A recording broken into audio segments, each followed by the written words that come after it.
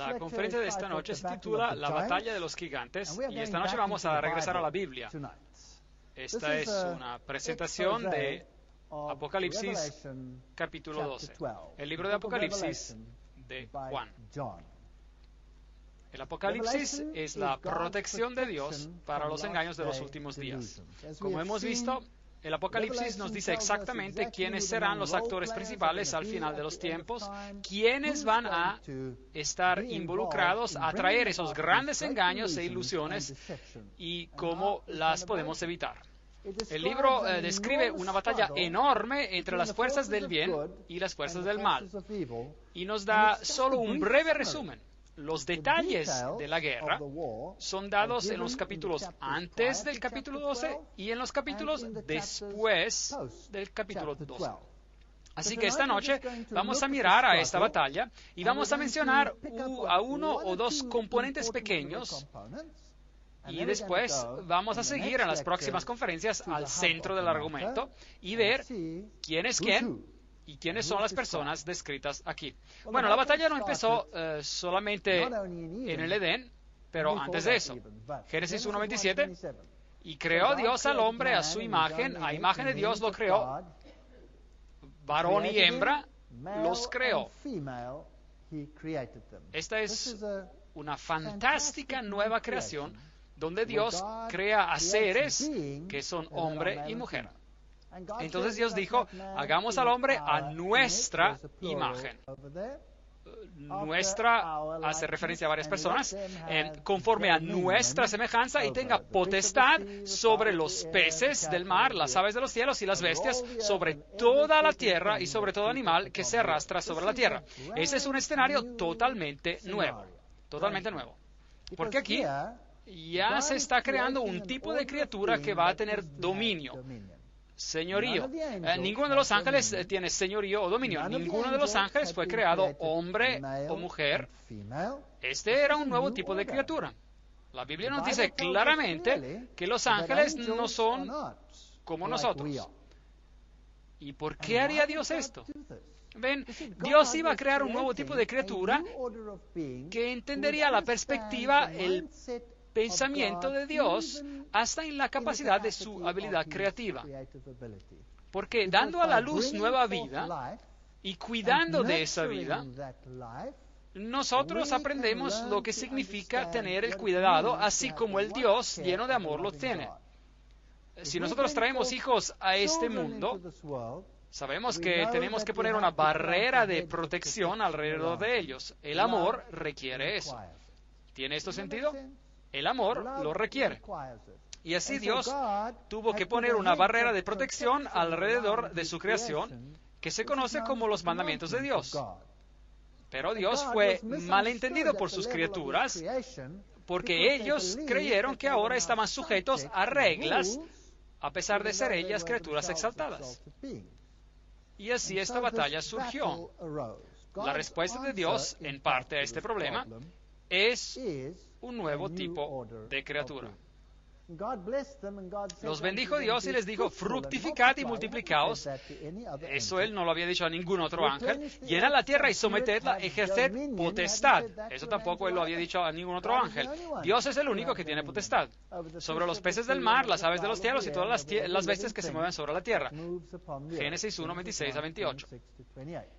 E hizo Jehová, Dios, nacer de la tierra todo árbol delicioso a la vista y bueno para comer también, y también el árbol de la vida, en medio del huerto, y el árbol del conocimiento del bien y del mal. Así que Dios les dio a escoger. Dios dijo, aquí pueden escoger de conocer lo bueno y de practicar lo que es bien, o pueden escoger el conocimiento del mal y tener tristeza, dolor y muerte.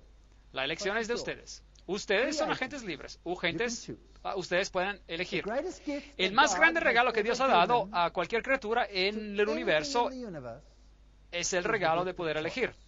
Porque sin poder elegir, seríamos robots. Y cualquier tipo de amor que recibiríamos de cualquier persona sería forzado, impuesto, programado, pero no sería elección libre y lo haría sin sentido.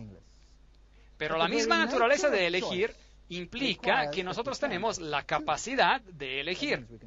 Eso significa que nosotros podemos decidir en contra de Dios también. Y ese fue un riesgo que Dios tomó, y no lo tomó a la ligera. Él estaba preparado a morir por esto. La serpiente era más astuta que todos los animales del campo que Jehová Dios había hecho, y dijo a la mujer: ¿con qué Dios os ha dicho, no comáis de algún árbol del huerto? Así que la serpiente pone en duda la palabra de Dios. La serpiente aún hace esto hoy en día y lo hace de manera muy buena. Se lo llama, con respecto a la Biblia, la crítica alta. Del fruto de los árboles del huerto podemos comer, pero del fruto del árbol que está en el medio del huerto, dijo Dios, no comeréis de él ni lo tocaréis para que no muráis. Génesis 3, 2 a 3. En otras palabras, la muerte sería la consecuencia porque, en palabras simples, si llevamos este asunto a su extremo final, si usted escoge de no seguir los requerimientos de Dios, usted va a tener sufrimiento, caos, muerte, asesinatos, enfermedades, epidemias. Todas estas cosas vendrán sobre usted porque usted se ha separado de su propia voluntad de Dios. En ese sentido, es su propia elección. Bueno, Adán y Eva escogieron, y ellos escogieron de no seguir los requerimientos de Dios. Génesis 3:24 dice: echó pues fuera al hombre y puso al oriente del huerto de Edén querubines y una espada encendida que se revolvía a todos lados para guardar el camino del árbol de la vida. Así que el hombre fue guardado de tener acceso al árbol de la vida. ¿Murió instantáneamente? No. Él tenía tanta vitalidad en esa época y le tomó tiempo antes de que muriera. Así que la muerte de la cual estamos hablando no es simplemente una muerte física, estamos hablando sobre una muerte total. Porque la paga del pecado es muerte, Romanos 6:23. No es una transición de una fase a otra, es la muerte. Y eso es lo que la Biblia dice. Así que Adán vivió 930 años y murió. Génesis 5:5. Él murió. Bueno, ¿abandonó Dios al hombre a su muerte? No. Él tenía una promesa para él, una solución. Génesis 3:15. Es Dios que dice: y enemistad pondré entre ti y la mujer, y entre tu simiente y la simiente suya. Esta te herirá en la cabeza, y tú le herirás en el calcañar. Ahora, ¿tuvo Eva enemistad, problemas de ese momento en adelante? Bueno, Eva murió después de algún tiempo. ¿Y quién ha tenido problemas desde entonces? Seguro, eso no es una referencia a Eva. ¿Quién es esta mujer? Vamos a explicarlo con detalle. Una mujer en la Biblia, utilizada en ese sentido profético, es un símbolo del pueblo de Dios. Hablaremos de esto en un momento.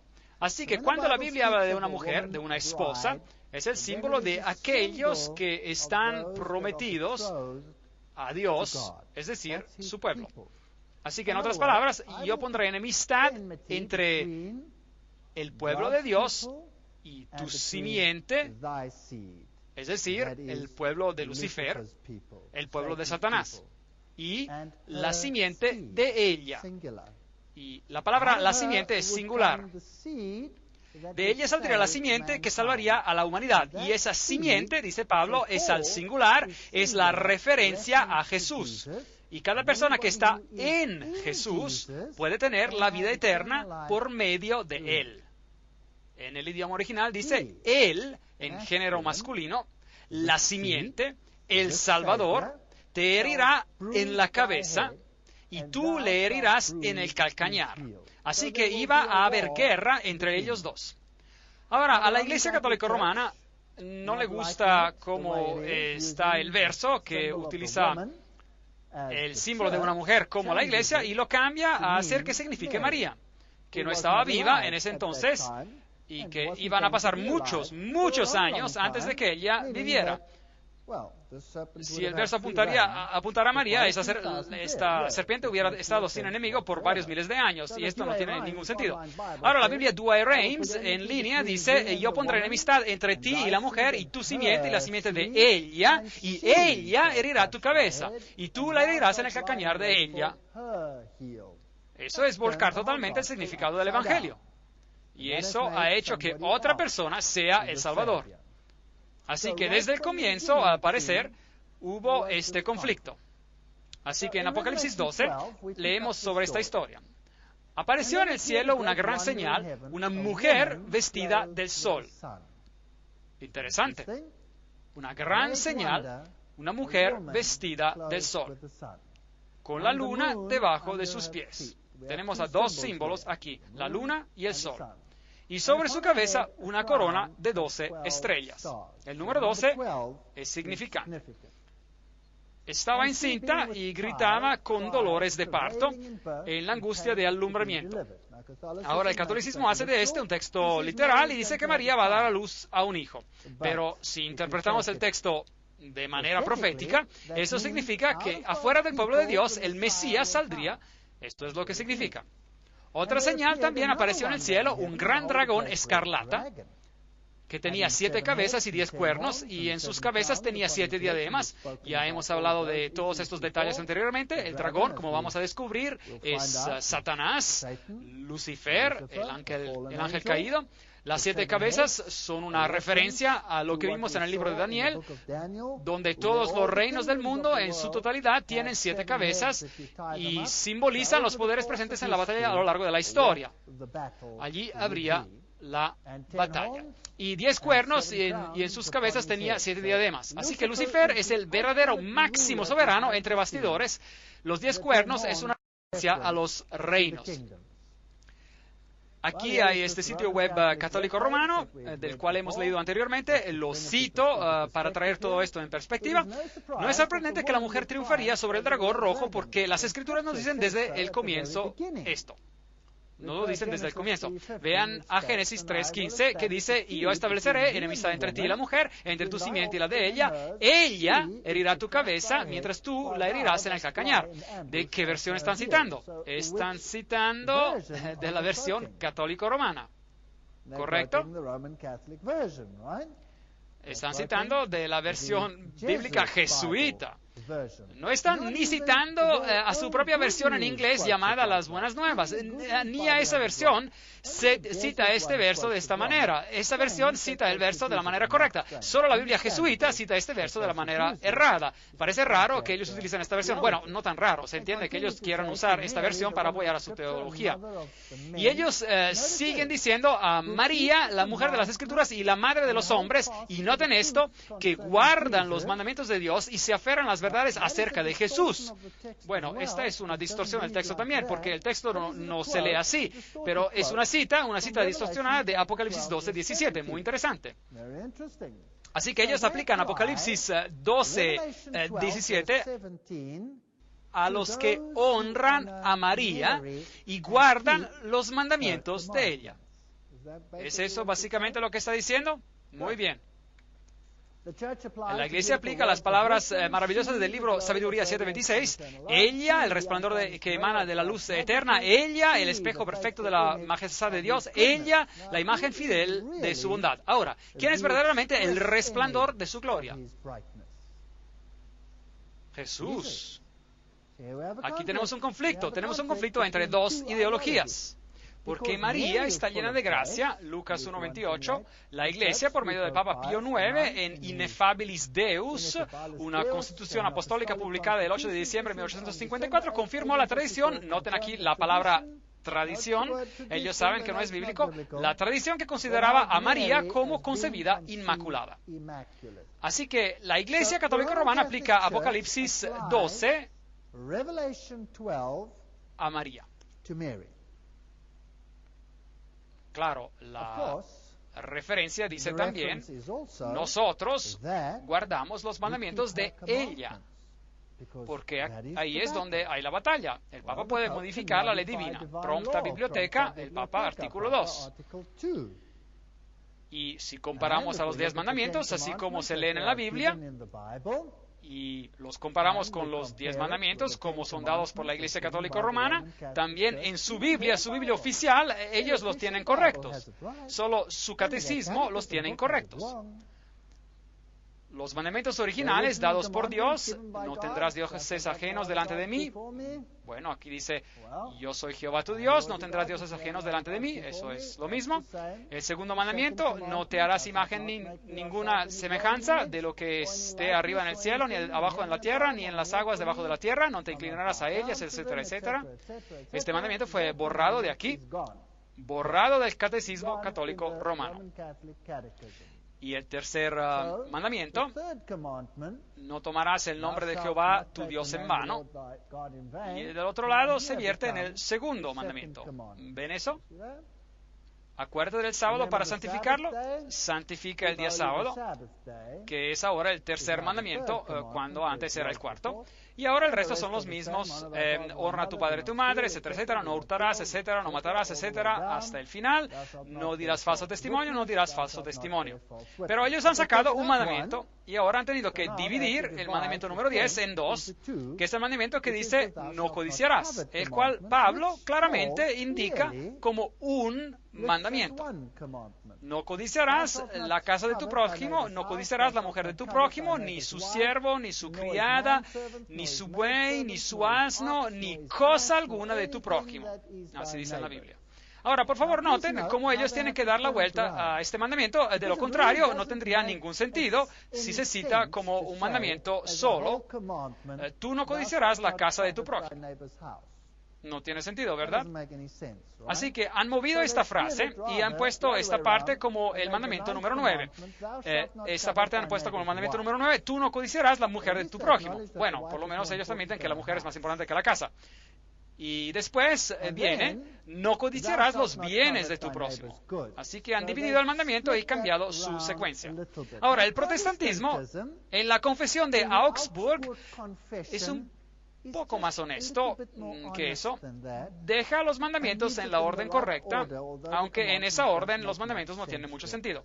Así que esa es una analogía interesante. Así que han quitado un mandamiento y otro mandamiento ha sido movido. El sábado ahora aquí ya no es el séptimo día, pero el primer día. Y el mandamiento número 10 ha sido dividido en dos para que podamos tener 10 mandamientos otra vez. Así que esa es la ley del catolicismo. Y aquellos que siguen a María tienen que guardar estos mandamientos, como vamos a ver en otra conferencia. Y esta es una batalla interesante entre dos soberanos: el Dios del cielo y el príncipe de este mundo.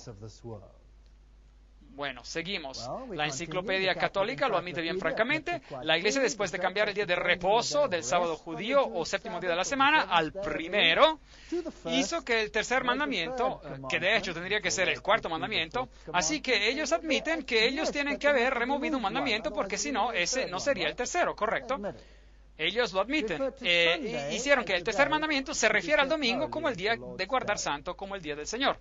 Pero Jesús dice en Mateo 5:17: no penséis que he venido para abrogar la ley o los profetas. No he venido para abrogar, sino a cumplir. Para vivirlos, para mostrarle a ustedes. Y después él sigue diciendo que ni una jota ni una tilde pasará de la ley hasta que todo se haya cumplido. Antes de que pasen el cielo y la tierra, ni una jota ni una tilde pasará de la ley, es lo que dice. Así que según la Biblia, la ley permanece para siempre. El catolicismo romano dice: no, nosotros estamos por encima de la Biblia, nosotros cambiamos a la ley. Apocalipsis 12:4, su cola, ahora esta es la cola de la serpiente, arrastró a la tercera parte de las estrellas del cielo. Y si usted mira el paralelismo hebreo en la Biblia, encontrará que las estrellas representan en este sentido profético a los ángeles.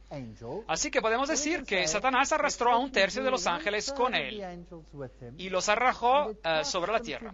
Y el dragón se paró frente a la mujer que estaba para dar a la luz, y a fin de devorar a su hijo tan pronto como naciera.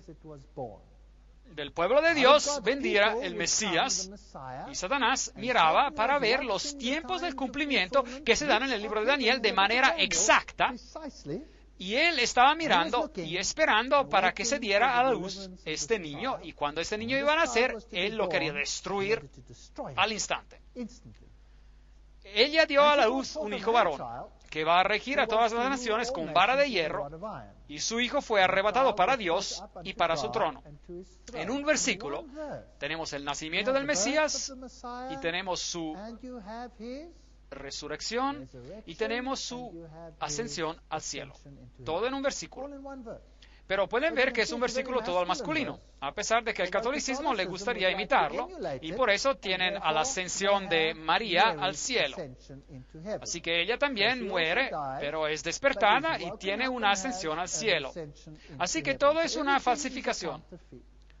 La mujer huyó al desierto, donde tenía un lugar preparado por Dios para ser sustentada allí por 1260 días. Ahora, si aquí se hablara de María, tendríamos un problema, ¿correcto? Si aquí se hablaba de María, tendríamos un problema, porque ¿cómo fue María? ¿Podría María cumplir la profecía de huir al desierto por 1260 días, es decir, años en sentido profético? Continuamos. Entonces hubo una guerra en el cielo. Así que aquí vamos hacia atrás en el tiempo. Dios está explicando lo que sucedió, el por qué hay esta batalla en la tierra, y nos dice que hubo una guerra en el cielo. Miguel y sus ángeles luchaban contra el dragón. Luchaban el dragón y sus ángeles. Así que ya había una guerra en el cielo. Apocalipsis 12:8 nos dice: pero no prevalecieron. Así que el dragón no venció, ni se halló ya lugar para ellos en el cielo. Así que una tercera parte de los ángeles se rebeló en contra del gobierno de Dios. Esa tiene que haber sido una batalla para las mentes de los ángeles. Y yo me puedo imaginar que Satanás obró con todo el engaño sutil imaginable, insinuando odio, insinuando injusticia e insinuando que él había sido tratado con profunda injusticia, porque como ángel principal en el cielo no se le había otorgado más gloria. Una historia muy, muy triste. Él hace lo mismo hoy en día. Todos tenemos un hambre para gloria, y esa hambre puede ser solamente satisfecha si otros respetan y se inclinan delante de ti. Y es así que uno satisface su gloria en este planeta. Y es posiblemente lo que trató de hacer él en el cielo. Y Jesús, siendo el ser humilde que él es, nunca usó esos métodos. Él nunca se impuso a otra persona, pero él hace solo que su carácter hable por él. Así que hubo una rebelión. Pero no prevalecieron ni se halló ya lugar para ellos en el cielo, dice el texto. Ahora, Miguel y sus ángeles. Ahora, ¿quién es Miguel? Los testigos de Jehová nos dicen que Miguel es un arcángel. Un arcángel. ¿Pero qué significa Miguel? Miguel lo pueden encontrar en cualquier libro de nombres para niños. ¿Qué significa Miguel? Significa el que es lo que Dios es. O quién es como Dios. El que es lo que Dios es. Cuando Dios vino a esta tierra como hombre, Él tenía que ser llamado Emmanuel, Dios con nosotros. Llamen su nombre Josué o Jesús, Jehová el Salvador. Ven, el nombre tiene un significado. A nosotros hoy en día se nos da un nombre y ya es todo. Pero en los tiempos bíblicos el nombre tenía un significado muy especial. Y encontramos que los nombres cambian en cuanto a las circunstancias cambian en la Biblia. ¿Pueden recordarse de ejemplos interesantes donde los nombres cambiaron cuando cambiaron las circunstancias? ¿Acaso el nombre de Jacob no se convirtió en Israel? Israel. Ahora, Jacob significa el que suplanta, el que toma el sitio de alguien más. Y él fue el segundo gemelo en salir de la matriz, pero él tomó el lugar del primero, engañando. Un engaño del cual él se arrepintió después, se arrepintió claramente. Pero cuando él encontró a Cristo, cuando él luchó con Dios para el perdón, arrepentido de su pecado, él fue llamado, pues, Israel. El que había luchado con Dios, y había ganado. Ahora ven, el nombre cambió porque las circunstancias habían cambiado. Ahora, Miguel, el que es lo que Dios es. Ahora miremos esto. ¿Quién es Miguel? Miguel es llamado en Daniel 10:21 vuestro príncipe. Así que él es el príncipe, el gobernador del pueblo de Dios. Así, ¿quién es el príncipe del pueblo de Dios? Jesús. Pero Jesús estaba en el cielo antes de venir a la tierra. ¿Es esto correcto? ¿Sí o no? Sí, él estaba en el cielo antes de venir a la tierra. Y él aún no era Josué, Jesús, Joshua, Jehová el Salvador, que tenía que venir a morir por nosotros. No, él era Miguel, el que es lo que Dios es. Seguimos adelante. En aquel tiempo se levantará Miguel, el gran príncipe, que es de parte de los hijos de tu pueblo. Daniel 12:1. ¿Quién es el gran príncipe que está de nuestra parte? Hay solo uno, y la Biblia lo dice, lo hace bien claro. Jesús es el que está de nuestra parte. Pero cuando el arcángel Miguel luchaba con el diablo disputándole el cuerpo de Moisés, Judas 9, ¿quién tiene el derecho de disputar sobre el cuerpo de alguien que tiene que ser resucitado? ¿Quién? Solo Dios. Solo Jesús tiene el derecho de hacer eso. ¿Resucitó él a Moisés de los muertos, sí o no? Sí, claro que sí. ¿Cómo lo sabemos? Porque Moisés apareció a Jesús en el monte de la transfiguración. ¿Y cómo sabemos eso? Bueno, él aquí fue resucitado. ¿Y quién más apareció con él? Elías. Y Elías nunca vio la muerte. Así que uno no representa los que irán al cielo sin ver la muerte, ese es Elías, y el otro representa a los que serán resucitados por medio del poder del mismo Cristo y tendrán la vida eterna.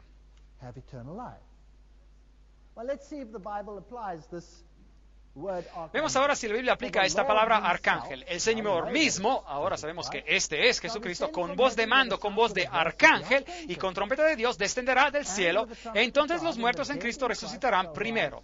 Primera de Tesalonicenses 4:16. Juan 5:28 dice que es la voz del Hijo del Hombre que resucitará a los hombres. Muy bien, así que la voz del arcángel es la voz del Hijo del Hombre. ¿Quién es él, pues? Él es Dios. La palabra arcángel puede significar un ángel, el ángel más elevado, pero puede significar también mensajero más elevado. Ahora, ¿cuál es el mensaje más grande de la divinidad? Es la manifestación de la deidad que nos puede tocar y nos puede alcanzar, y nos puede hablar y puede comunicar y hacer que podamos acceder a Dios. Así que el más grande mensaje que Dios tiene es Él mismo en la forma de el quién es el que Dios es decir, Miguel. Muy bien. Ahora vemos que la Biblia utiliza esta palabra arcángel para la voz del Hijo del Hombre, y ahora veamos si podemos encontrar este ángel en el Antiguo Testamento. Génesis 48:16. El ángel que me liberta de todo mal, que me redime de todo mal según el original. Ahora, en este caso tenemos un problema si vamos a considerar este ángel como ser creado, ¿correcto? Ahora, ¿quién es el que te puede redimir de todo mal? Jesús. Así que este ángel redentor es Jesús. Seguimos. Allí se le apareció el ángel de Jehová en una llama de fuego. Éxodo 3:2. Ahora, ¿quién es él? Bueno, tiene que ser el mismo de ser de antes. Y de hecho, si este era un ser creado, ¿por qué él pidió que se le adorara? ¿Acaso él no dijo, no te acerques, quita el calzado de tus pies, porque el lugar en que tú estás, tierra santa es? Y Moisés lo adoró, ¿sí o no? Sí, claro. Así que aquí hay un ángel que recibe adoración, y este puede ser solo Dios. Este no es un ángel creado. De él se dice que sus orígenes se remontan al inicio de los tiempos, a los días de la eternidad, Miqueas 5:2. En toda angustia de ellos, él fue angustiado, y el ángel de su faz, aquí lo tienen en esta bella expresión, él los salvó en su amor, y en su clemencia los redimió. Isaías 63:9. Así que Miguel y sus ángeles representan a Jesucristo y el ejército celestial. Y después tenemos al dragón y a sus ángeles. ¿Y quién es el dragón? Y fue lanzado fuera el gran dragón, la serpiente antigua que se llama Diablo y Satanás, el cual engaña al mundo entero. Apocalipsis 12:9. Esto es bien claro y simple. Aquí lo tenemos. ¿Y de dónde viene el diablo? Ezequiel 28:13. En Edén, en el huerto de Dios estuviste, de toda piedra preciosa era tu vestidura, en el día de tu creación. Él es un ser creado. Sea que le guste o no, Él es un ser creado. Versículo 14, tú querubín grande protector. Así que Satanás, cuando era Lucifer, él era uno de los querubines protectores que estaba sobre el arca del pacto. Tú eras perfecto en todos tus caminos desde el día que fuiste creado hasta que se halló en ti maldad. Un misterio. ¿Por qué la maldad ingresaría a Lucifer cuando él era perfecto desde el día que fue creado? ¿Por qué tendría que ingresar la maldad? Obviamente, él fue creado ¿con qué? Libre elección, albedrío. Así que él es un ser creado a la imagen de Dios, porque él tiene la posibilidad de escoger. Y él, en un momento de su vida, escogió dejar que el celo y el egoísmo dominaran a su corazón. Versículo 16, y pecaste. ¿Qué es pecado? Es la transgresión de la ley de Dios. Eso es lo que se nos dice en 1 de Juan. De hecho, es la única definición que se nos da en la Biblia por el pecado. Por lo cual yo te eché del monte de Dios y te arrojé de entre las piedras de fuego, querubín protector. Versículo 17, se enalteció su corazón a causa de tu hermosura. Aquí tenemos el orgullo. El orgullo. Corrompiste tu sabiduría a causa de tu esplendor. Con tus muchas maldades y con la iniquidad profanaste tu santuario. Así que él fundó su propia iglesia, por así decir. Versículo 18, yo pues saqué fuego de en medio de ti, el cual te consumió y te puse en ceniza sobre la tierra ante los ojos de todos los que te miran. Versículo 19, y para siempre dejarás de ser. ¿Qué pasará con Satanás al final? Él será destruido. Eso no es lo que el mundo cristiano enseña, pero eso es lo que la Biblia dice. Vamos a tener que escanear esto con detalle. Ahora, ¿qué hace la masonería alta y la doctrina secreta de la masonería? ¿Qué hacen con este concepto? Ellos lo tienen que volcar. ¿Se acuerdan de estas citas? Déjenme mencionarlas otra vez. La denominación Satán, en hebreo Satanás, un adversario, del verbo shatana, ser adversario, perseguir, pertenece por derecho al primer y más cruel adversario de todos los dioses, a Jehová. Y no a la serpiente, que habló solo palabras de simpatía y sabiduría, y es en lo peor, hasta en el dogma, el adversario de los hombres. Muy bien, Doctrina Secreta, volumen 2, página 388. Ahora, yo tengo esos libros, así que esta es una cita original, no es un simple rumor. Bueno, ¿qué ha hecho el círculo interior de los iniciados, el círculo interior de la enseñanza jesuita? ¿Qué ha hecho a la doctrina de que Dios es el que se ocupa de nosotros y es Él que nos ama y es Él que nos salva? ¿Qué han hecho con esta doctrina? La han volcado. Ven, ellos dicen que Dios quería prevenir que nosotros conociéramos algo más. Dios quería prevenir que nosotros conociéramos algo. Él quería prevenir que nosotros conociéramos el mal. Porque Él nunca hubiese querido ver a una madre llorando a la tumba de su hijo o hija muertos. Esa es la razón. Y Él nunca quiso el dolor y sufrimiento que tenemos en este planeta. Sí, hubiera sido una buena cosa si nunca hubiésemos conocido el mal. Hubiese sido una muy buena cosa. Pero desafortunadamente estamos viviendo con Él. Así que ellos vuelcan a esta doctrina. Ahora, el bueno es la serpiente y el malo es Jehová. La Doctrina Secreta, volumen 2, página 390. Ahora, Jehová era llamado por los gnósticos el creador de, y uno con ofiomorfos, la serpiente, Satanás o el mal. Muy bien. Así que esta doctrina está volcada en la masonería. Y también en los círculos interiores de la Iglesia Católica Romana. Acuérdense que la masonería fue formada y creada por la orden jesuita. Y ya hemos tenido una conferencia sobre este tema, el secreto detrás de las sociedades secretas. ¿Se acuerdan de eso? La Doctrina Secreta, tomo primero, página 480. La explicación esotérica podrá traer algo de orden en esta confusión, porque la Biblia ahora dice exactamente lo opuesto, y miremos a esto desde un punto de vista esotérico, nos dice Blavatsky. Y Jehová se vierte en Saturno y Miguel y su ejército. ¿No es eso interesante? Así que ellos creen que Jehová es Miguel. Y Satanás y los ángeles rebeldes, a causa de los intentos de los celotas demasiado fieles que querían ver en cada ser pagano o un diablo, en eso se vierten. Interesante. Hagamos esto aún más claro. Doctrina Secreta, volumen 2, página 508. Ese Miguel, quien es simplemente Jehová, uno de los espíritus subordinados, en lo mejor de los casos. Muy bien. Así que si miramos a esa historia y vemos a Miguel, el que es el que Dios es, y a sus ángeles luchando contra el dragón que ha sido arrojado a esta tierra, la serpiente. Ellos ponen las cosas al revés y dicen, no, el malo es Jehová. Pero ellos libremente admiten, y eso es algo raro, que es el bueno que está aquí arrojado en la tierra ahora. Así que por lo menos ellos admiten que él fue arrojado, perdió en el cielo y lanzado afuera. Bueno, veamos Doctrina Secreta, volumen primero, página 71. El diablo ahora es llamado oscuridad por la iglesia, mientras en la Biblia él es llamado el Hijo de Dios, la brillante estrella de mañana, Lucifer. Hay toda una filosofía que de sutileza dogmática en la razón por la cual el primer arcángel que originó de las profundidades del caos es llamado Lux, Lucifer, el hijo brillante de la mañana, el aurora del Manvantara. Él fue transformado por la iglesia en Lucifer o Satanás porque él es más brillante y más viejo que Jehová y él tuvo que ser sacrificado por el nuevo dogma. Cita dolorosa. Apocalipsis 12, 7, 9.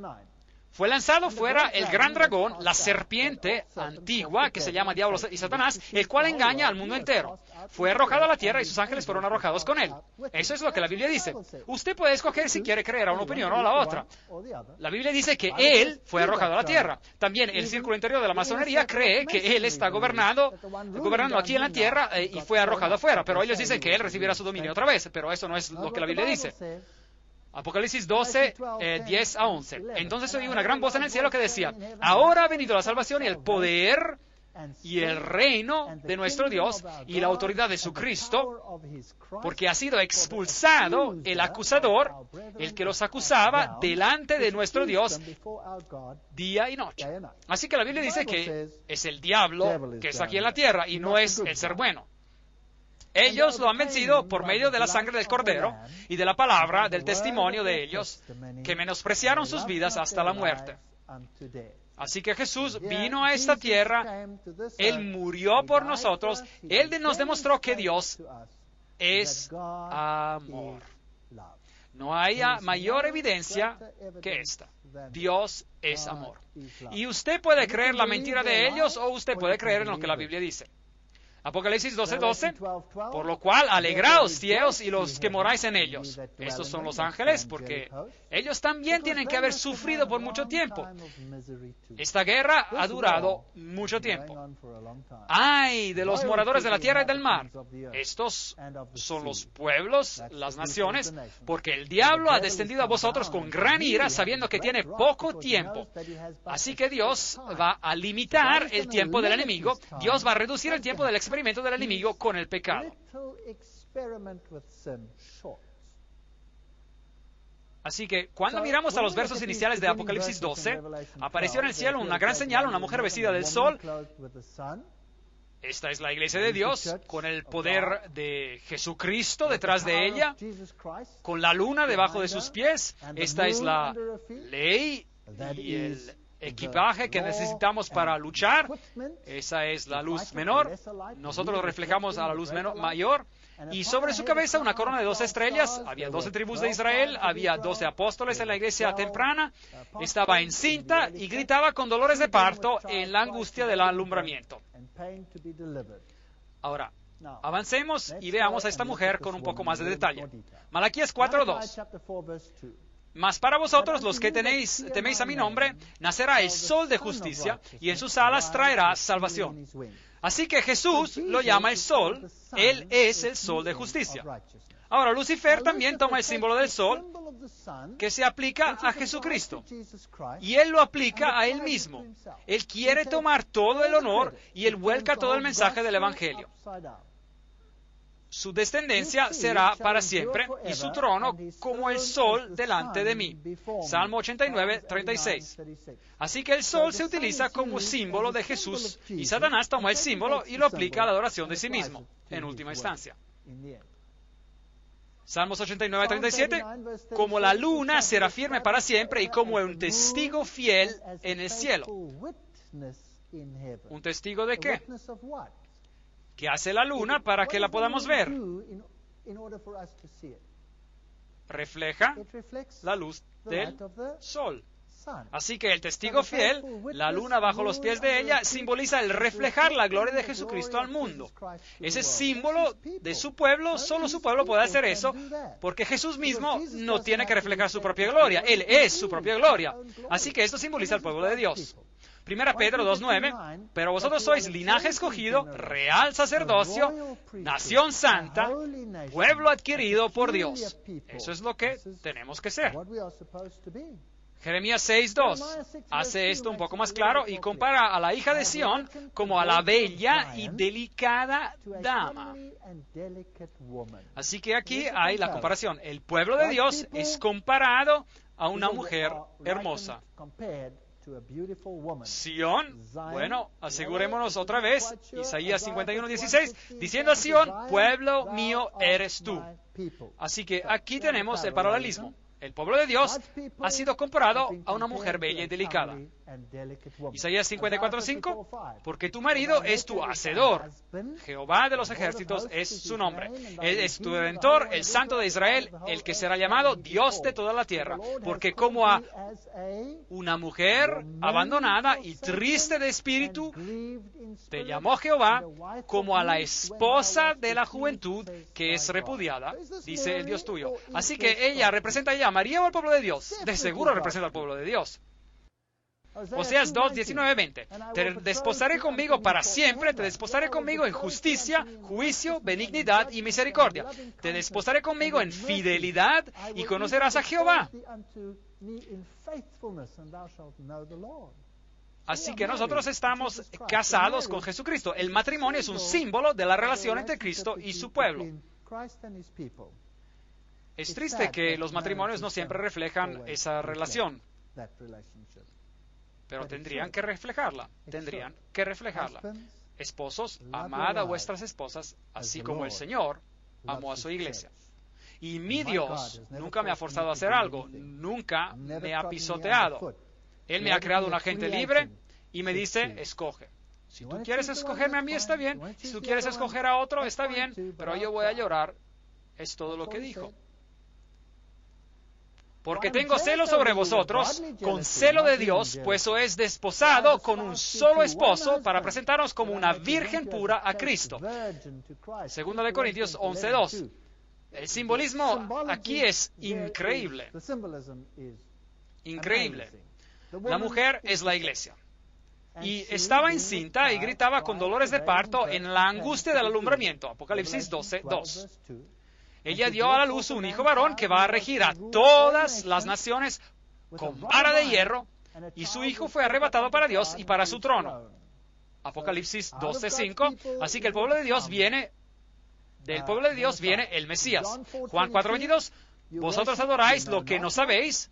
Jesús dice a la mujer del pozo, nosotros adoramos lo que sabemos. Ahora aquí está hablando como judíos, porque la salvación viene de los judíos.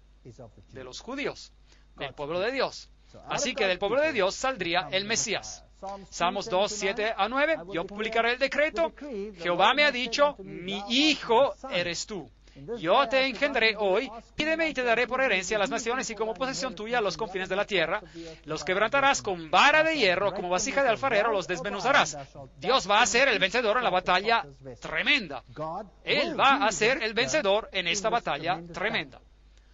Apocalipsis 19:15 dice, de su boca sale una espada aguda para herir con ella a las naciones, y él regirá con vara de hierro. Él pisa el lagar del vino del furor y el de la ira del Dios Todopoderoso. La ira de Dios no es nuestra ira, pero la ira de Dios se expresa en enojo, que se expresa con lágrimas. Apocalipsis 12:3. Otra señal también apareció en el cielo, un gran dragón escarlata que tenía 7 cabezas y 10 cuernos, y en sus cabezas tenía 7 diademas. Versículo 4, su cola arrastró la tercera parte de las estrellas del cielo. Satanás está ahora aquí en la tierra, y él se paró frente a la mujer que estaba para dar luz a fin de devorar a su hijo tan pronto como naciera. Y cuando Jesús nació, el enemigo estaba preparado, y él esperaba para hacer que este niño fuese destruido. Y él envió a las legiones romanas para ir y matar a cada niño que estaba en Belén y a sus alrededores. y las pequeñas calaveras que se encontraban en todos sitios. Y hoy en día también en algunos monasterios usted puede encontrar estas calaveras, entre comillas, y ellos dicen que esos son los niños que Herodes mató y los mataron sin misericordia. Pero Dios tomó a su hijo y ellos huyeron a Egipto, pero sí, eventualmente el enemigo lo mató y lo crucificó. Porque la paga del pecado es muerte, pero la dádiva de Dios es vida eterna en Cristo Jesús, Señor nuestro. Romanos 6:23. Y después Él ascendió al cielo, donde ahora está sentado a la derecha del Padre, y Él regresará para reclamar a su reino. Y mi deseo es que todos podamos estar de su lado. Así que, por cuanto los hijos participaron de carne y sangre, Él también participó de lo mismo para destruir por medio de la muerte al que tenía el imperio de la muerte, esto es, al diablo. Así que el diablo pensó que lo había aplastado y que ya había ganado. Pero la más grande derrota en apariencia se convirtió en la más grande victoria de todos los tiempos. Así que la iglesia del Antiguo Testamento fue guiada y protegida por Dios para que pudiera proclamar y dar a la luz al Mesías.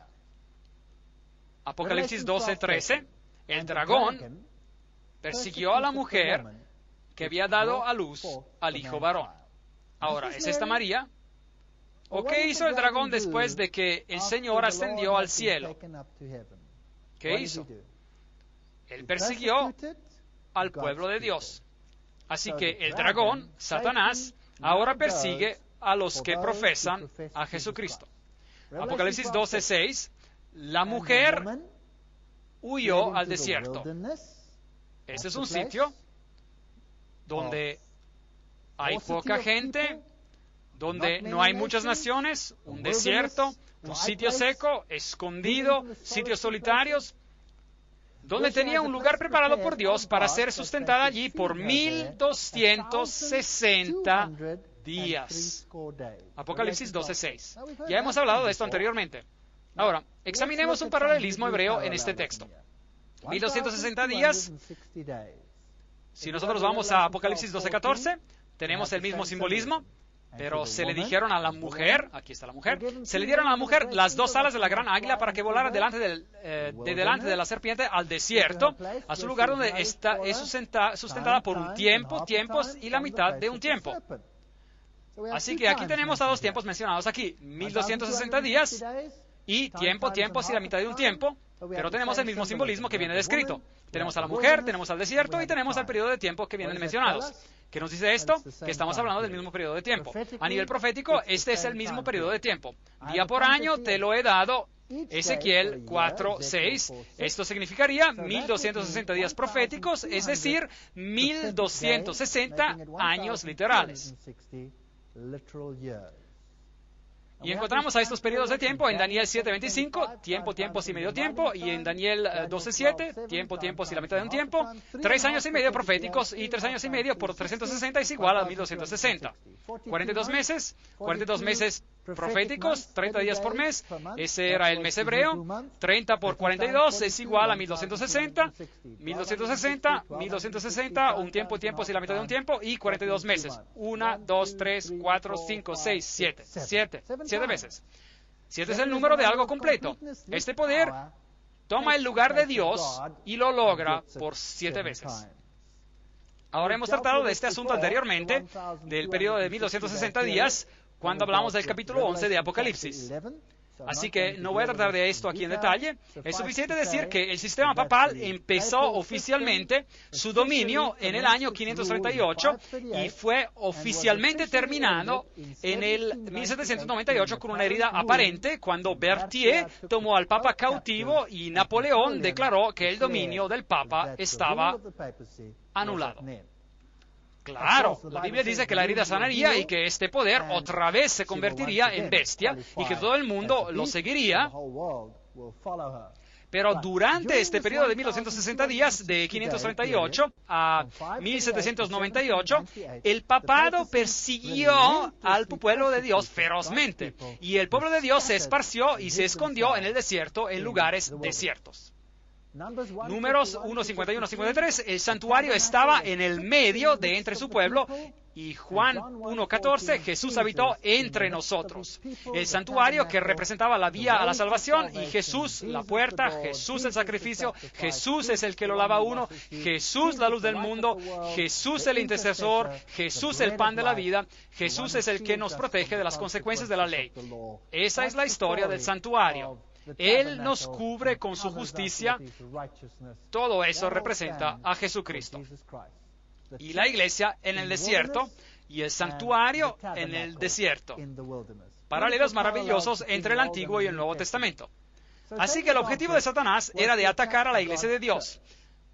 Él estaba enfurecido y él no había vencido a Jesucristo y Jesucristo había sido resucitado de los muertos y él sabía que su batalla estaba perdida y ahora él estaba enfurecido. ¿Quién iba a ser su pueblo? Versículo 3, y vi a una mujer sentada sobre una bestia escarlata llena de nombres de blasfemia. Bueno, eso es Apocalipsis 17:3. Ya hemos tratado de esto en detalle. En su frente tenía un nombre escrito, un misterio. Babilonia la Grande, la madre de las rameras y de las abominaciones de la tierra. Apocalipsis 17:5. Ya hemos tratado de eso también en detalle. Misterio, Babilonia la Grande, la ciudad de Babilonia tuvo su origen cuando Dios confundió las lenguas en la Torre de Babel. El término Babilonia en Apocalipsis representa la confusión religiosa y Babel es otra puerta hacia Dios.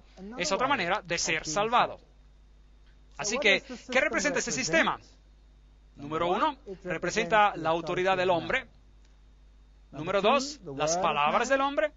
Ellos han cambiado la palabra de Dios. Ellos son los que ahora van a dar las normas. Las obras del hombre. ¿Cómo se salvo por tus obras? La ley del hombre. Como ellos la cambiaron y eventualmente crearon los derechos humanos y las tradiciones del hombre. Bueno, Dios dice que tenemos que escoger. Primera de Reyes 18:21. Entonces Elías, acercándose a todo el pueblo, dijo: ¿hasta cuándo vacilaréis vosotros entre dos pensamientos? Si Jehová es Dios, seguidle. Si Baal, id en pos de él. Hay una elección aquí. Sí, aún tenemos libertad de elección. Gracias a Dios. Así que esa tendencia de encontrarse con el paganismo a medio camino, hombres íntegros se levantaron para contrarrestar el movimiento.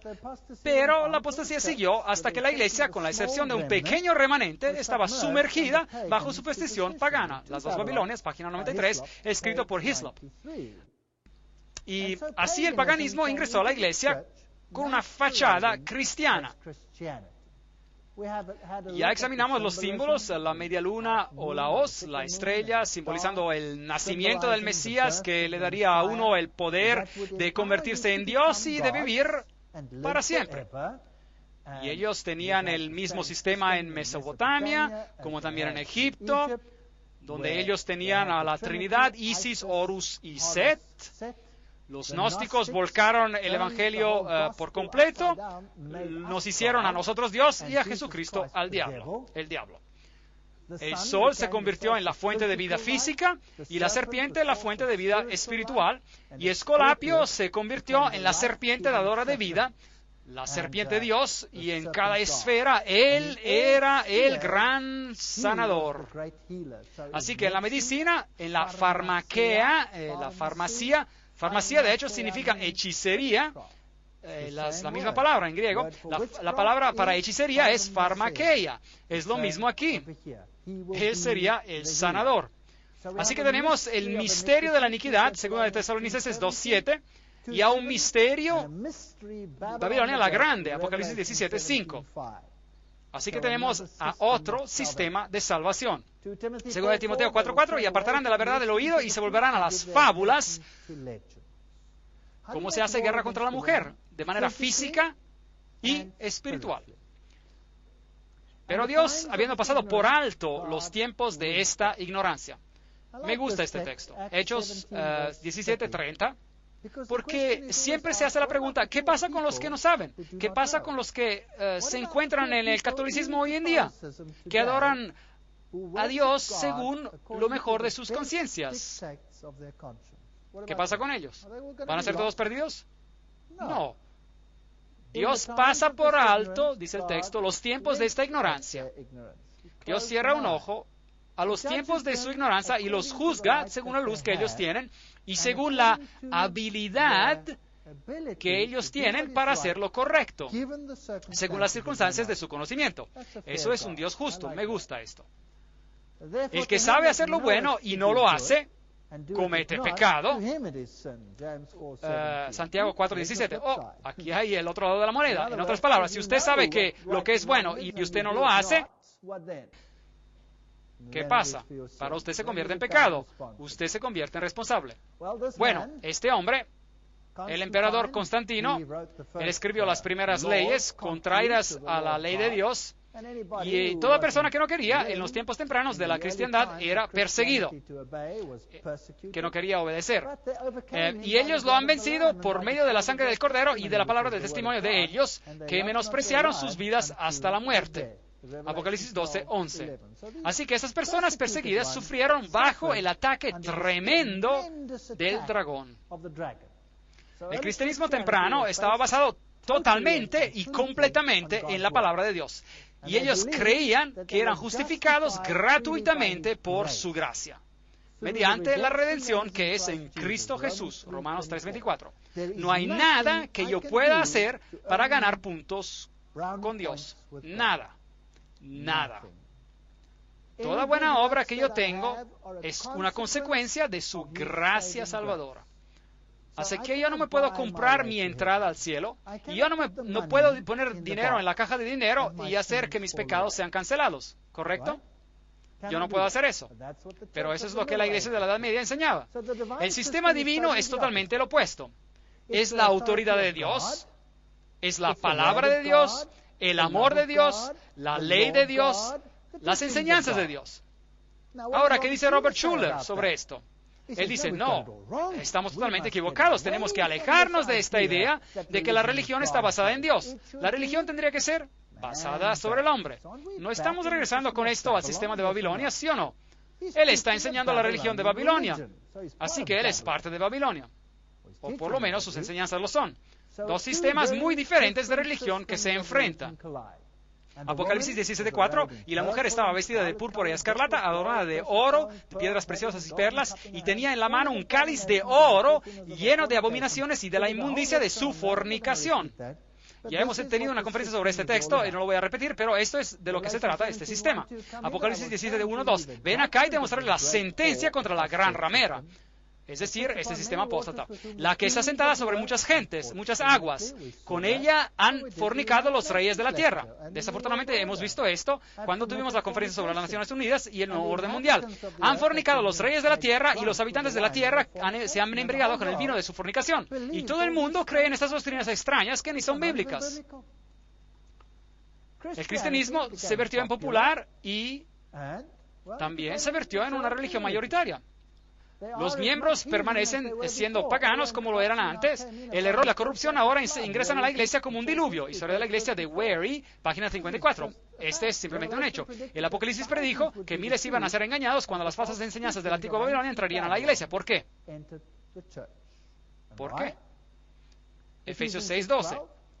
Porque no tenemos lucha contra carne y sangre, o sangre y carne, sino contra principados, contra potestades, contra los gobernadores de las tinieblas de este mundo, contra huestes espirituales de maldad en las regiones celestes. Nosotros adoramos a Dios, y si nos atrevemos a adorar a Dios, estamos bajo la furia de la serpiente, y muchas personas se rinden y prefieren seguir a la serpiente. Pero si usted permanece con Cristo, esta se vierte en su batalla. Usted va a tener que luchar contra ellos y nunca va a llegar un tiempo hasta que usted vaya a su tumba que usted no se tenga que enfrentar con el adversario. Pero las buenas nuevas son que usted no tiene que enfrentarlo a solas. Hay alguien que es más fuerte que él, que ya lo ha arrojado fuera del cielo y que también lo va a arrojar de la vida de usted. Y esto se puede comprobar. Miren a cuántas personas en este mundo han sido limpiadas gracias a la palabra de Dios. El enemigo no puede luchar contra eso. Así que la palabra del rey de Babilonia, dicha desde su trono y bajo la autoridad del dios Sol, era ley. Cualquier cosa que él dijera era ley. Pero la Biblia dice, él es también la cabeza del cuerpo de esa iglesia. ¿Qué es la iglesia? Jesús es la cabeza. Y Él es el principio, el primogénito de entre los muertos, para que en todo tenga la preeminencia. Colosenses 1:18.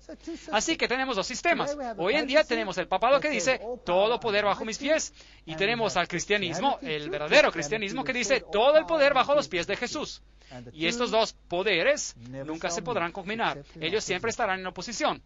Y va a venir una batalla. La historia se repite. No te harás imagen, no te inclinarás a ellas, ni las honrarás. Éxodo 24:5. Ellos tenían a ídolos literales, y hoy en día tenemos a lo mejor imágenes o ídolos que son más espirituales, pero los tenemos como quiera. Noten lo que Ezequiel dijo en sus tiempos, Ezequiel 8:16. Y vi que junto a la entrada del templo de Jehová, entre la entrada y el altar, había unos 25 hombres que con sus espadas vueltas al templo de Jehová y con sus rostros hacia el oriente, y adoraban al sol, postrándose hacia el oriente. Aquí se tiene la adoración al sol. Y sus espaldas estaban vueltas hacia el templo, y Dios designó al templo de tal manera que estaba dirigido a la dirección opuesta que los sistemas de adoración pagana. Eso es interesante. Y veremos esto en un momento. Y a pesar de eso, ellos dieron la espalda al templo y miraron hacia el Interesante. Así que dieron su espalda. Y el sol era el dios principal en el paganismo. Esta es una cita interesante. El sol tiene adoradores hoy en día en Persia y en otros países. De verdad, hay algo de la realeza, de noble acerca del sol, que lo hace un emblema digno de Jesús, el sol de justicia. Así que la iglesia en esos países pareciera haber dicho, sigan con ese antiguo nombre pagano, quedará permaneciéndose consagrado, santificado, y así fue que el domingo pagano, dedicado a Balder, se convirtió en el domingo cristiano consagrado a Jesús. El Mundo Católico, marzo del 1894, página 809. Domingo, siendo el día cuando los gentiles solemnemente adoraron a ese planeta, es decir, al sol, los cristianos pensaron que era adecuado guardar el mismo día y usar el mismo nombre para el día, para que no parecieran a unos quejosos sin razones y por esa actitud dificultar la conversión de los gentiles. Así que eso es lo que hizo el catolicismo romano. Ellos simplemente cambiaron al día. Y la antigua adoración al sol sigue en vida y en auge hoy en día. En Egipto, el sol era representado por un gran punto rojo. Hablaremos del punto rojo más tarde y ustedes se sorprenderán de dónde aparece el punto rojo en el mundo hoy en día. Y claro, el ave del dios Sol, aquí tenemos a la diosa Nut, que da a la luz al Sol en el templo de Hathor. Aquí ella consume al Sol y lo da a la luz y él nace.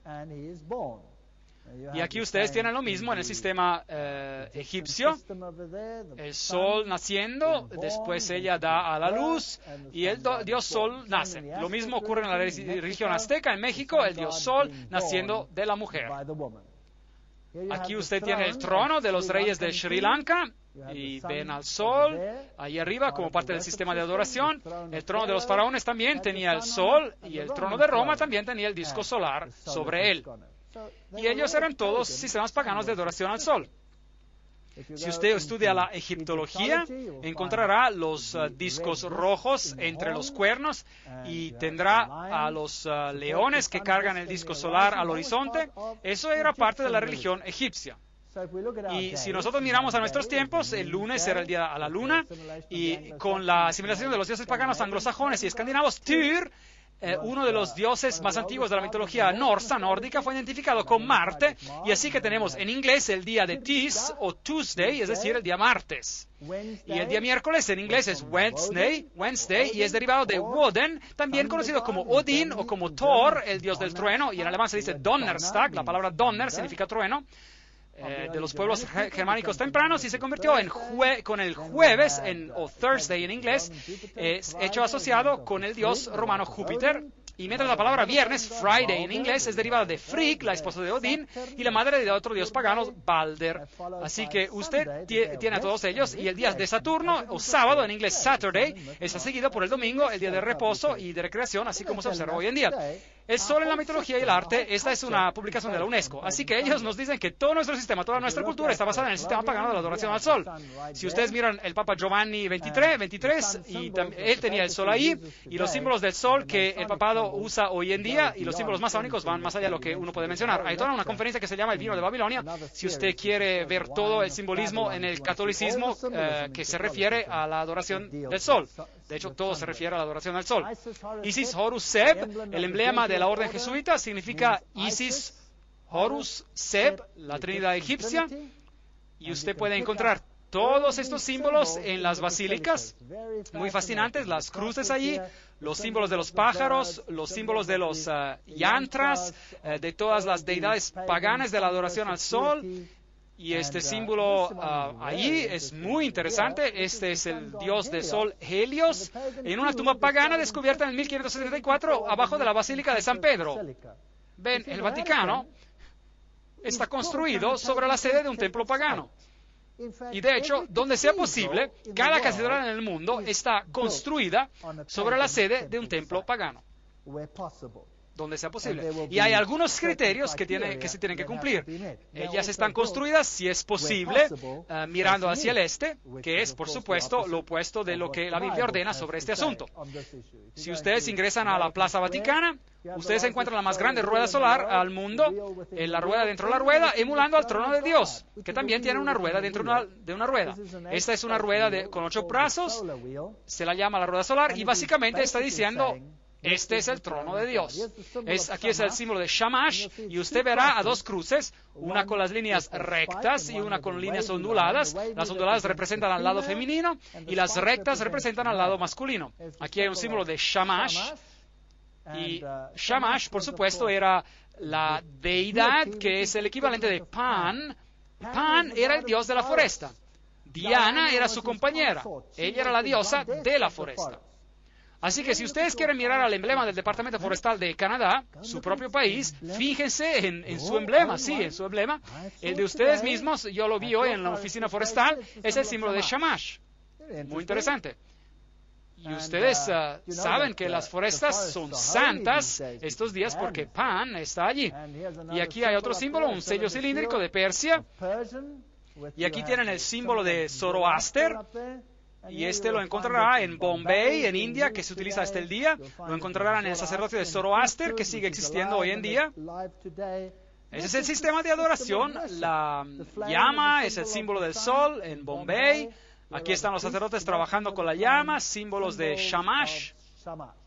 Los símbolos de la adoración al sol los encontramos en el budismo, los encontraremos en el islam, los encontraremos en el sistema yin y yang, el conocimiento del bien y del mal, macho, hembra, el ankh. Los encontraremos por todos sitios. Vishnu, Zoroaster, Quetzalcóatl, aquí tienen a Mitsutom, lo encontrarán en las catedrales católicas romanas en el piso, por todos sitios. Esto es lo mejor de la adoración pagana al sol. Lo encontrarán en la Hanuk con sus 1, 2, 3, 4, 5, 6, 7, 8, 9 lámparas que alumbran. Y yo me sorprendí cuando estuve en Israel y vi las grandes señas de la menorá con 9 velas.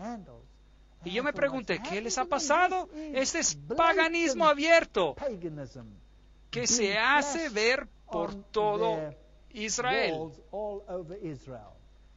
Si usted ve en el hinduismo, el Elef, el número 1, el primero, aquí ve los símbolos del sol en el Hauda, el asiento sobre los elefantes decorado con motivos solares. Los elefantes en el hinduismo, el Elef significa el primero, el 1 es un símbolo de Lucifer. Si usted mira a la antigua religión, Horus era mostrado como un ave rapaz. Y si usted analiza las religiones indias en el mundo, es así que ellos muestran a su deidad de adoración, sus espaldas. Si ve usted a los hechiceros, a los brujos indios, a los chamanes, usted verá el sistema solar de adoración en sus espaldas. Ese es su sistema de adoración hoy en día, nada ha cambiado. Si usted va al imperio Asanti, tienen a Anubis ahí, ellos tienen las llaves, lo mismo que el papado. Ellos tienen el sistema solar, el sol, la luna, las estrellas y todas las vestimentas tradicionales que se encuentran, por ejemplo, en los países de Europa Central. Todas ellas son símbolos de adoración al sol. Aquí hay un grupo carismático que está adorando en Israel. ¿Y qué son esos símbolos alrededor de sus cuellos? ¿Qué tiene que ver esto con el cristianismo? Esta es la antigua adoración pagana del sol, nada más. Aquí tenemos la adoración literal del sol hoy en día. Esto es en Inglaterra, esto se encuentra en Stonehenge, en Inglaterra del Norte, y ahí tienen a los druidos. Y noten cómo están vestidos los druidos, básicamente como monjas. Básicamente no hay diferencia, excepto de que la mayoría de las monjas ni saben que tienen adoración druida, y eso es muy, muy triste. Rituales europeos de la adoración al sol, saltando sobre el fuego, algo que Dios prohibió, ceremonias druidas a Stonehenge, por ejemplo. Ahora, Stonehenge es un sitio muy interesante. Si usted va a Stonehenge, tenemos este círculo de piedras. Originalmente había un pasillo. Stonehenge es un círculo de piedras y había un pasillo que se dirigía a este círculo, y este pasillo estaba bordeado de piedras gigantes. Después, lo que ellos hicieron, ellos cubrieron estas piedras gigantes con un techo. Y esa es básicamente la estructura de una catedral, y detrás de las catedrales antiguas usted encontrará un jardín circular. Y si usted va al centro del jardín, encontrará la piedra en el medio, que es el punto dentro del centro, que es el sistema pagano de, bueno, ustedes ya saben, la fertilidad y todas esas cosas interesantes. Si usted busca en esos jardines circulares, usted encontrará al dios Pan, encontrará a la diosa Diana, encontrará a los consortes bien escondidos en los jardines. Y yo he visitado a varios de ellos en Inglaterra y en Europa, y es interesante tomar una foto aérea y ver que ellos aún tienen las estructuras circulares originales. Así que hoy en día, si usted va a una catedral, este largo pasillo, y usted encuentra el círculo, por lo menos representado por una ventana, que se conoce como la ventana solar, y encontrará también a los pilares gigantes que separaban los cuartos laterales, representando lo mismo que las piedras de Stonehenge. Es también interesante que los grandes lugares de adoración al sol hoy en día están construidos sobre lo que se llaman en inglés las ley lines, las líneas directas, así que si usted dibujara una línea de Stonehenge, pasaría por París, por Roma, por las pirámides, hacia la Meca, en una línea directa. Los lugares principales de la adoración al sol. Una historia fascinante. Claro, en las catedrales usted encontrará gárgolas y a todas estas cosas interesantes. Símbolos solares y fiestas en Francia, solsticio de verano, saltando sobre el fuego durante el Festival de Saint-Jean, un grabado del siglo XIX, saltando sobre el fuego, cosas que ellos hacen hoy en día. La fiesta de Saint-Jean lo siguen haciendo hoy en día. Ellos prenden el fuego simbolizando la victoria del dios Sol. Hoy es llamado el Festival de Saint-Jean, San Juan. Hoy en día, si se mira las religiones orientales, usted encontrará que cada uno de sus pequeños movimientos y sus movimientos de mano, sus danzas, son todos rituales al sol, y usted notará el movimiento de la mano ahí, donde él se para de esta manera. Ese es un símbolo antiguo pagano. El papado lo utiliza como una bendición. Y si usted estudia los rituales masónicos, usted encontrará que ciertas organizaciones masonas utilizan el símbolo también. ¿Conocen a alguien que tiene que hacer un juramento de esta manera? Los Boy Scouts, los niños exploradores, por ejemplo, hacen un juramento de esta manera. Los sistemas de adoración al sol utilizados por el papado y por todos ellos. Así que el dragón persiguió a la mujer que había dado a luz al hijo varón, Apocalipsis 12:13. Pero se le dieron a la mujer las dos alas de la gran águila para que volara al desierto. ¿Pueden ver cómo Satanás utiliza todos los símbolos que Dios se da a sí mismo? Él copia todo. Él copia todo. De hecho, él no es nada más que un copión. Para que volara de delante de la serpiente al desierto, a su lugar, donde es sustentada por un tiempo y la mitad de un tiempo, de 538 a 1798. Los valdenses, los albigenses, los hugonotes, todos ellos huyeron de su ira. Todos los que pudieran, los otros fueron masacrados implacablemente. Los valdenses, en los valles valdenses, hombres y mujeres fieles a Dios, mantuvieron las luces de la verdad brillando. Su ofensa máxima fue su amor y reverencia para las Escrituras y su celo ardiente de hacer conversos. Muchos de ellos se sabían todo el Nuevo Testamento de memoria. De seguro, si había un pueblo que temía a Dios, eran estos desafortunados bajo la prohibición de la Iglesia y del Estado. El símbolo de los valdenses que se consideraba como digno de muerte era que ellos seguían a Cristo y trataban de obedecer a los mandamientos de Dios. Un punto interesante. Este poder actuaba en contra de la ley de Dios, y así que los valdenses eran perseguidos, y esa cita viene de la historia de la Inquisición de la Edad Media. Ese es un libro histórico. Grandes números de ellos fueron derribados de sus hogares con sus esposas e hijos, despojados y desnudos, muchos de ellos masacrados de manera inhumana. Ellos tomaron a los niños pequeños y arrojaban sus cabezas contra la roca, típico. Lean el juramento jesuita y verán lo que ellos les hicieron. Los empujaban en cuevas y después prendían fuego y los arrostizaban vivos. Eran bien crueles con ellos. Y muchos de ellos fueron masacrados y tomados como prisioneros. Y la Inquisición puede realmente hablar sobre todos los que eran heréticos. Herético significa decidir por sí mismo lo que uno cree y practica. Doy gracias a Dios que yo no sirvo a un Dios como ese.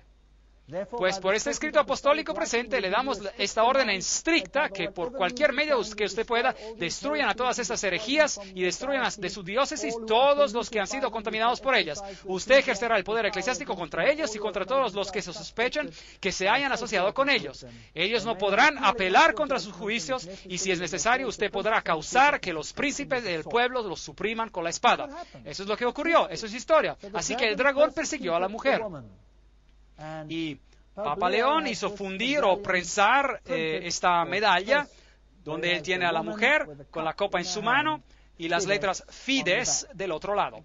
Y hoy en día quedan solo algunos remanentes en los valles valdenses de cómo esas personas vivían, de lo que hacían en lugares muy poco accesibles. Y la iglesia con orgullo mostraba a Loyola, el fundador jesuita, masacrando a la oposición. Los dos que están a sus pies bajo su espada son Lutero y Calvino. Ellos son sacados de sus tierras.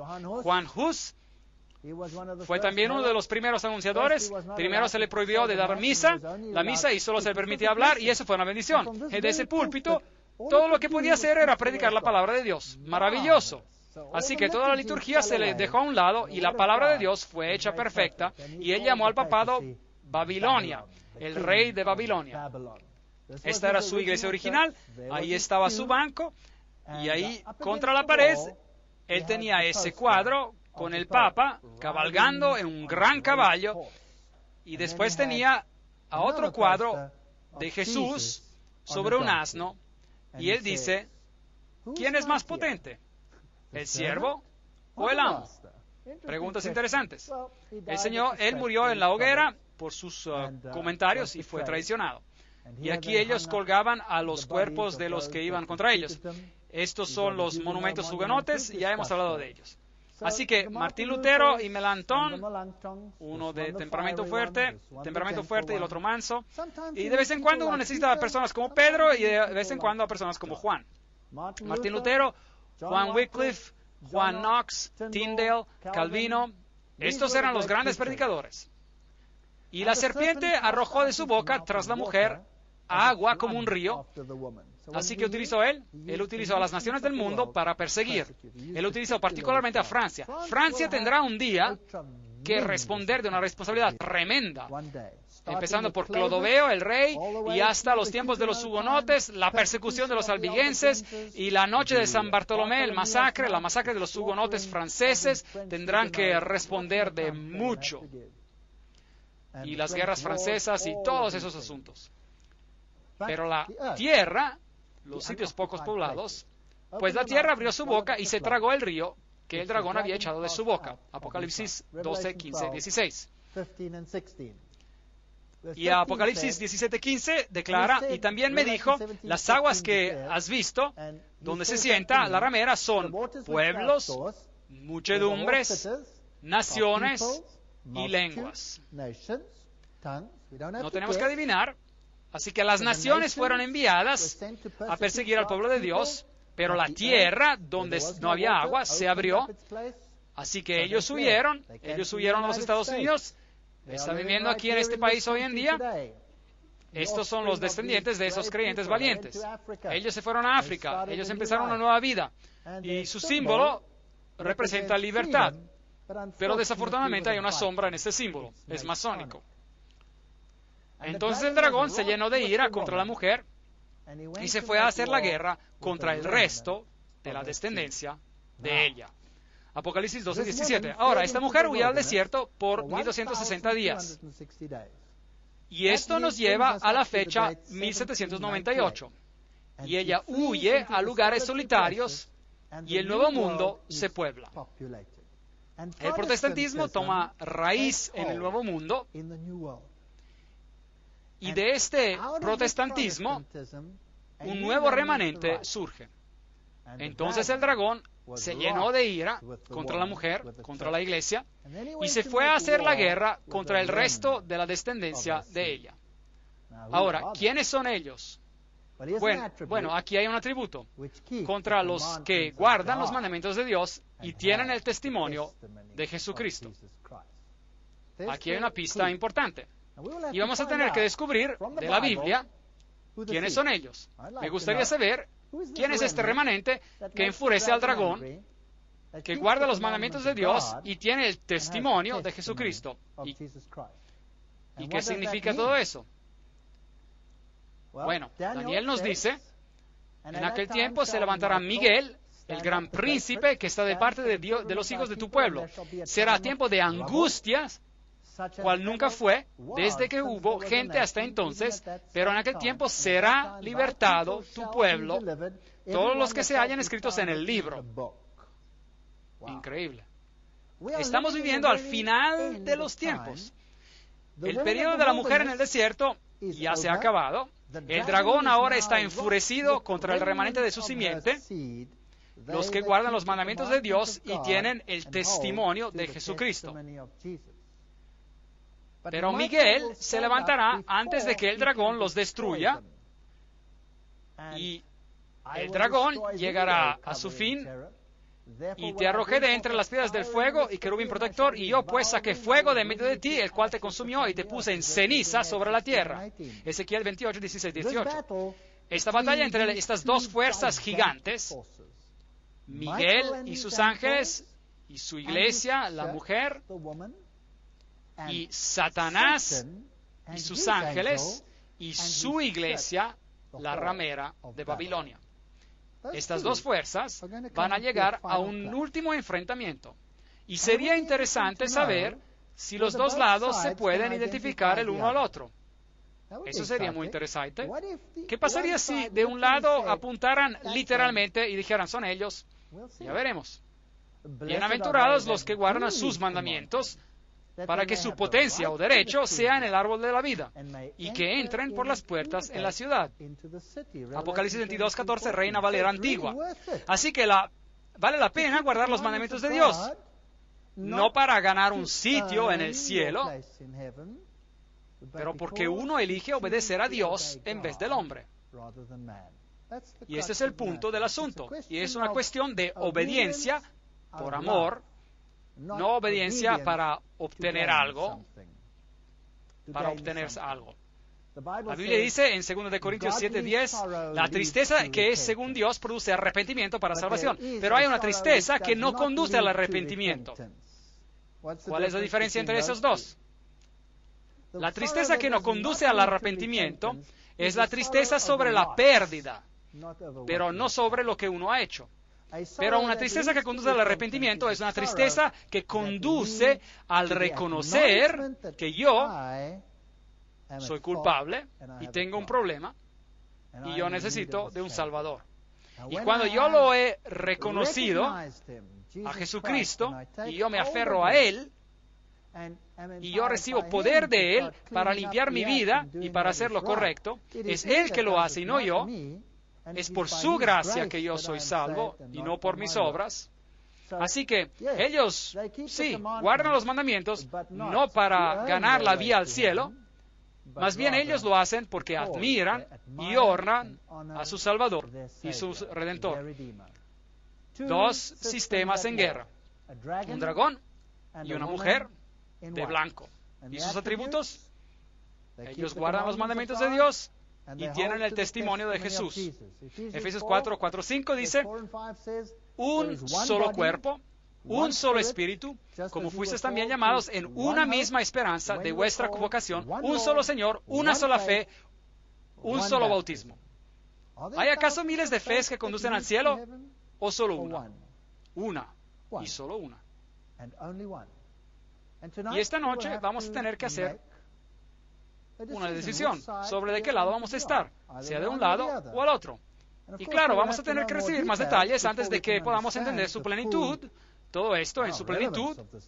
Increíble la importancia de esta batalla potente entre estos dos sistemas ideológicos. Uno que dice, tú obedecerás al hombre, y el otro dice, tú obedecerás a Dios. Tú obedecerás a Dios. Y estos dos sistemas se van a enfrentar. En la próxima conferencia vamos a poner todo en claro. Vamos a dejar que la Biblia hable y vamos a ir al centro del asunto. Y vamos a ver en las conferencias que siguen exactamente quién está haciendo guerra contra quién y cuál será el resultado final y de qué manera Dios va a intervenir en este conflicto. En la Biblia vamos a leer estos capítulos fantásticos, Apocalipsis 10, Apocalipsis 14, 12 y 13, ya los hemos visto.